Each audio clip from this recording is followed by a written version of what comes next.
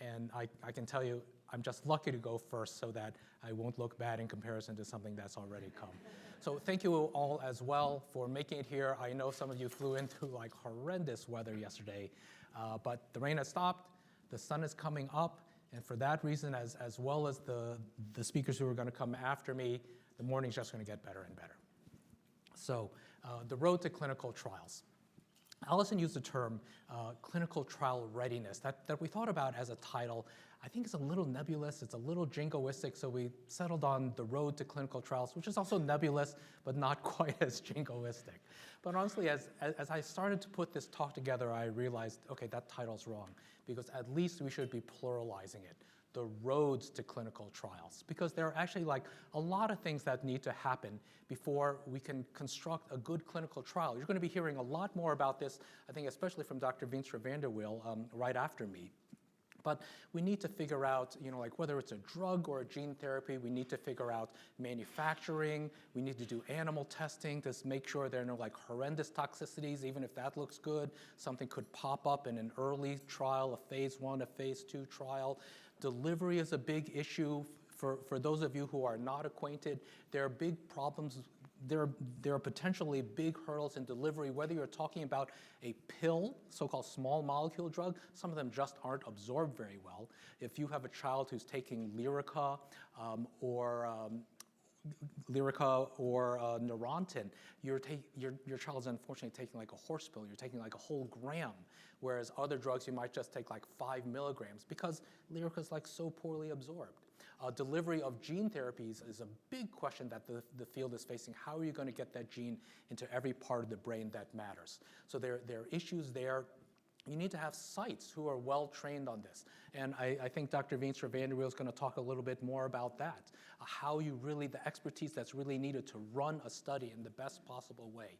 You're going to need more basic research happening, continuing to go on, even when clinical trials are underway, because as we're going to talk about more and you'll hear about, a lot of really hopeful therapies are not going to work, so you want to have something else coming up behind it. You want to have more shots on goal. I'm going to focus on 2 things in the rest of my talk today, namely endpoints and biomarkers, 2 of the ingredients that I think are really important as we move toward designing clinical trials, whether it's for autism or for a rare single gene kind of population. So it really is a daunting prospect to get a drug through clinical trials to FDA approval.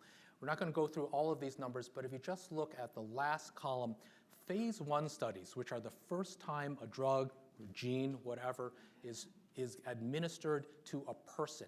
These are early studies. You just got to get a sense of dosing. You know what kind of dose you need in a mouse, but you can't always predict with certainty how much you're going to need in a person. So you're looking at dosing. You're looking at early indications of safety. You may or may not see anything in the way of benefits of efficacy, but phase 1 is that. Phase 2, you move into the actual patient population. It's a bigger study. You want to try to figure out more about what the dosing needs to be. Phase 2, you're also hoping that you're going to see very promising signs of efficacy that ultimately you'll confirm in a much larger phase 3 trial. But the numbers you see there are how many drugs that have passed all the animal testing, what percentage of the drugs get through phase 1, only 60%. Phase 2, a third. Phase 3, 60% again. And the bottom line, in the most recent period of time that the Tufts Center for the Study of Drug Development has looked at these data, only about 12% of the treatments that get into human testing ultimately get to FDA approval. So these are tough roads to get through. I want to trace one of the roads for one particular medication. There's a close analog as well. It's a story that starts here. You guys probably recognize Easter Island. My colleague who spoke here a few years ago, Brigitte Gunderson, put me onto a really nice Radiolab podcast that told the story of the origins of the drug rapamycin.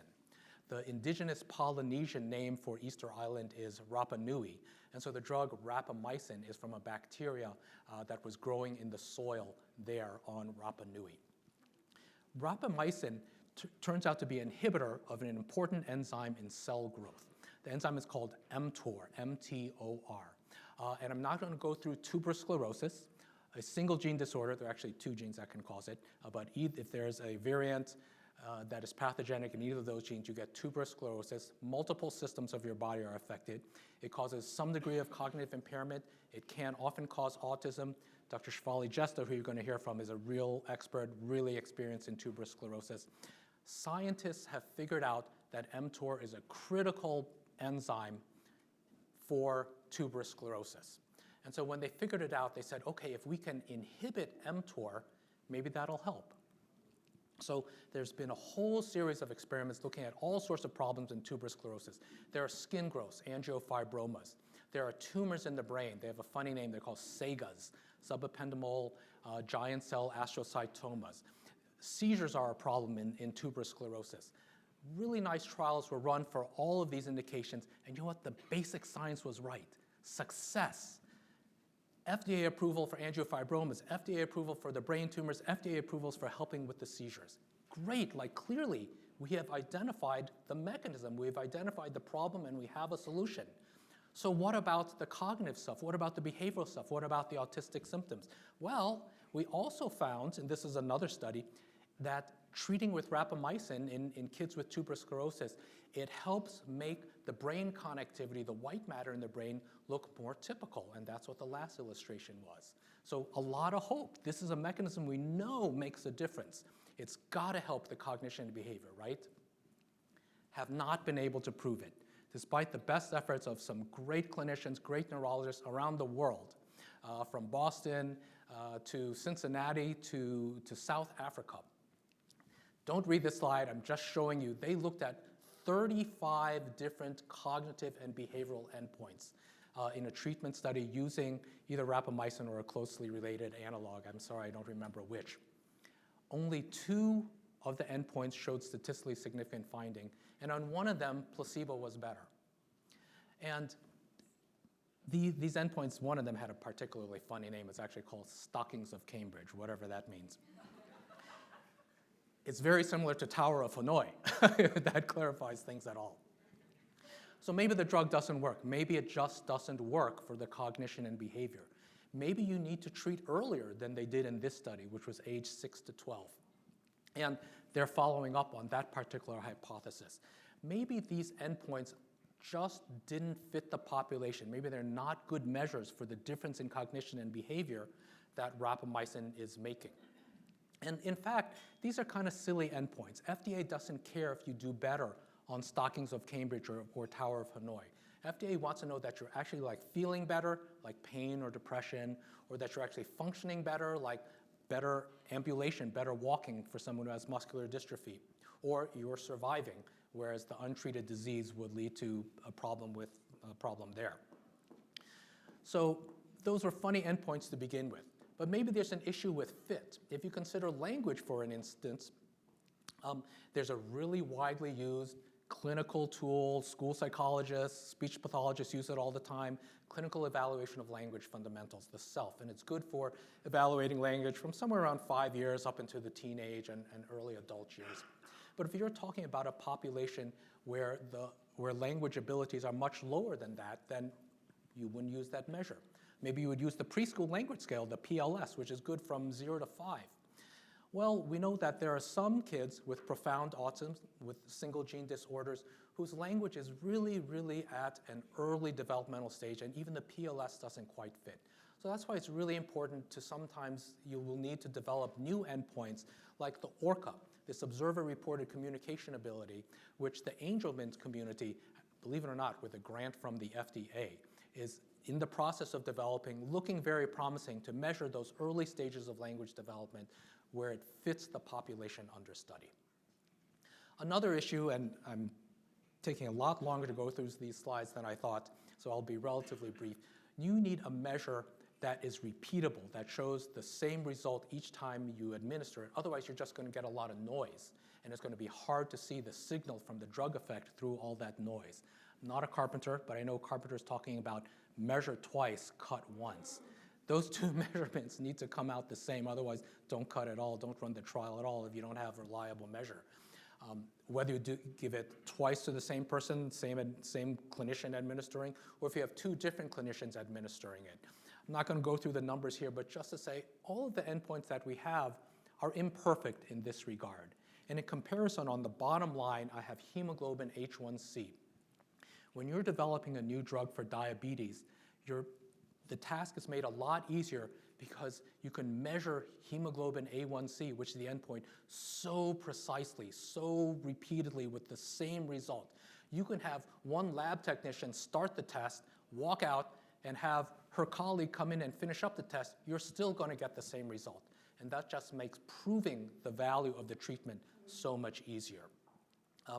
I should have Dr. Veenstra van der Weel's name up on this slide because he's the first author of the paper where these data came out. I'll just say, again, because time is short, in one of the Seaside Therapeutics studies of arbaclofen for autism, there's a problem that sometimes an outcome measure was not given by the same person and the results did not look significant. If you limited the analysis to the cases where the same person gave it, then it looked like you had a significant result. Might not be real, that's post hoc, but just highlighting the importance of the issue. All right, over to biomarkers. So we have a treatment on the top left, whether it's a pill or a gene, and we have the end result that we want on the bottom right. We want a kid who's functioning better. In this case, let's say it's autism, a kid who is enjoying social interactions, initiating social interactions, really engaging profoundly. There are a lot of steps along the way. It can be hard to measure that ultimate clinical outcome. It can take a long time before you get to that ultimate clinical outcome. So it would be useful to have like something that happens along the way, maybe something that happens a little earlier. Is my drug really working? If it takes 6 months for that ultimate clinical outcome, can I have something that tells me along the way I'm on the right path? Well, yeah, maybe. Maybe we should be looking at eye gaze, like the early technology does. Maybe we should be looking at brain connectivity. Maybe we should be looking at brain waves, the kind of research that Dr. Jesta has done a lot of. And maybe that'll predict who is already responding to the drug, and we should persist and continue with 4 more months of treatment. Or maybe we need to adjust the dose until we see the improvement in the biomarker, this objective, repeatable kind of measure, so that we know it's not in vain that we continue to treat for another 4 months. So it'd be great to have those kind of measures to help us along the way to know the drug is really having an effect. There are even earlier biomarkers that may not reflect symptoms but could be important. We want to know, for example, if you're giving a gene therapy, that the good gene is really being expressed. That would be a useful biomarker. Or that the pill, the drug, is really going to the parts of the brain where we want it to. So biomarkers have that kind of utility. I'm going to skip this slide, but speak briefly here. Should a drug be approved on one of those biomarkers? That is a tough hill to climb because FDA is going to need real convincing that the biomarker really, really predicts. Osteoporosis, we all know that is a problem with bone density. So bone density could be a biomarker that's of great use. There was a treatment studied in the 90s that clearly increased bone density. As it turned out, it didn't decrease fractures.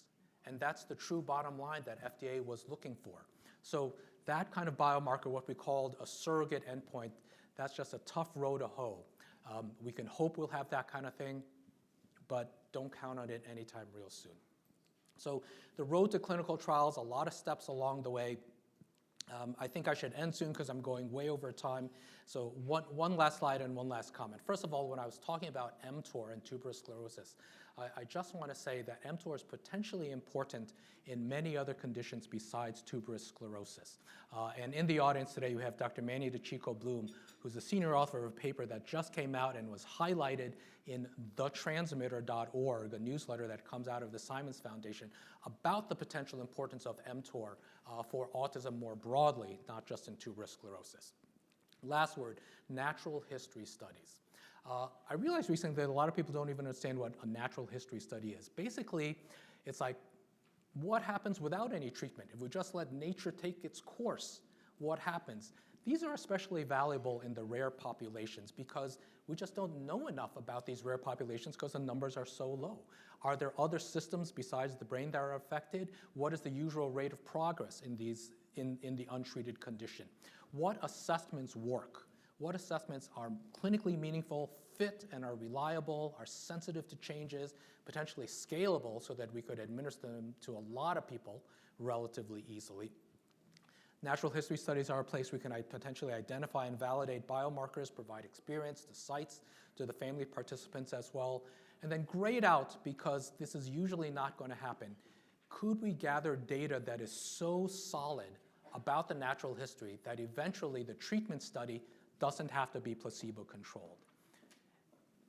FDA is not going to go for that a lot, but they have gone for it in some cases, so that is a possibility. Let me leave it at that. A lot of roads that have to be successfully navigated on the road to clinical trials, and you're going to be hearing a lot more in detail about some of the work that goes into that. So thank you very much.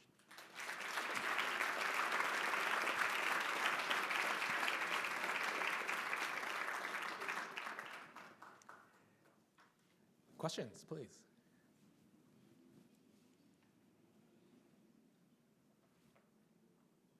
I went way over, and the speakers after me are going to be much more interesting, so I'm glad you were saving your questions for them. All right. Thank you.